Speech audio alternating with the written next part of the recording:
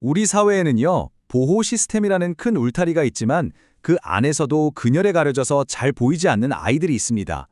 오늘 우리가 함께 들여다볼 이야기는 바로 이 대한민국 아동 보호 체계 속에 숨겨진 위기에 대한 겁니다. 자, 바로 이 숫자부터 시작해 볼게요. 25.5%. 굉장히 구체적인 숫자인데 대체 이게 뭘 의미하는 걸까요?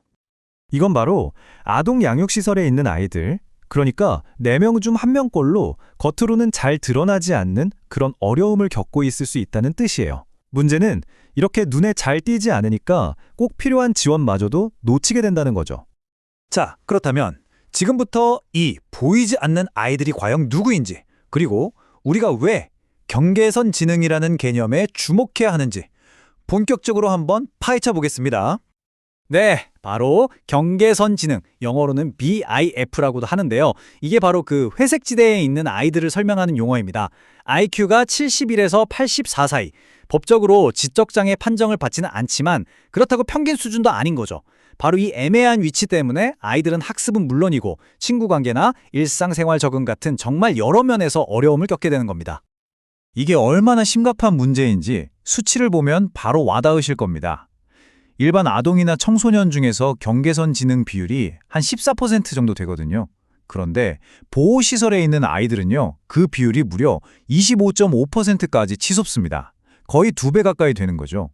보호 시스템 안에 있는 아이들이 훨씬 더 큰 어려움에 처해 있다는 걸 보여주는 정말 명백한 증거라고 할 수 있습니다.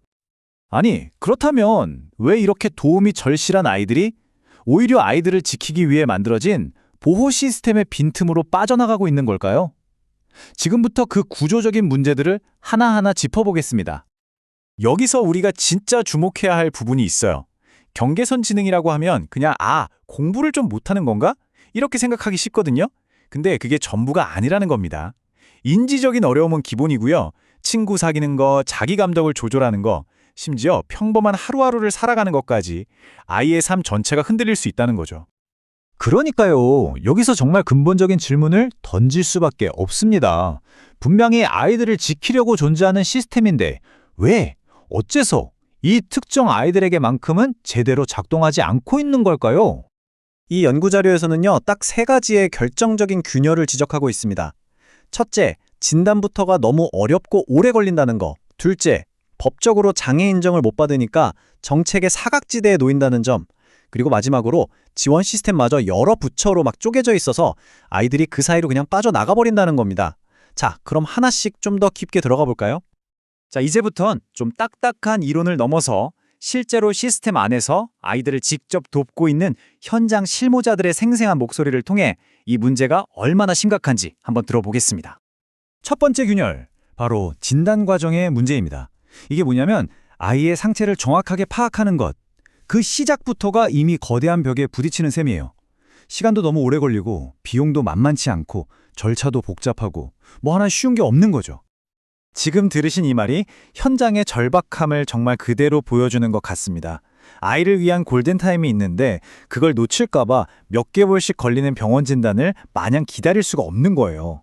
그러다 보니 결국 어쩔 수 없이 가장 빨리 진단해주는 곳을 찾아다니게 되는 거죠. 이건 아이를 위한 최선의 선택이 아니라 그저 차선을 강요받는 안타까운 현실인 겁니다. 두 번째 균열은요, 어쩌면 이게 더 심각할 수도 있습니다. 경계선 지능은 법적으로 장애로 등록되지가 않아요. 이게 무슨 뜻인지 아시겠어요? 바로 장애 아동을 위해서 마련된 그 수많은 공식적인 지원 시스템, 그 혜택을 단 하나도 받을 수 없다는 뜻입니다. 분명히 어려움을 겪고 있는데 서류상으로는 존재하지 않는 아이들이 되어버리는 거죠.